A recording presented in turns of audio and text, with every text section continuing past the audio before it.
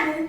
I am going to do another science experiment. The name of the experiment is to show osmosis takes place in almond.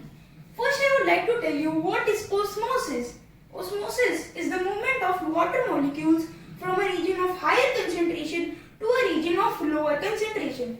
In this case, this only happened. The materials that you require to do this experiment are cup, almonds and water.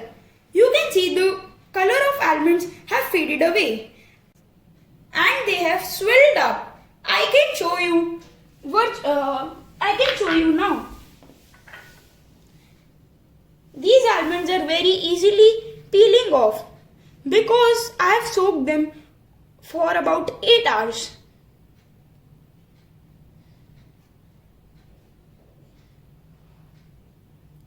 This is an easy experiment.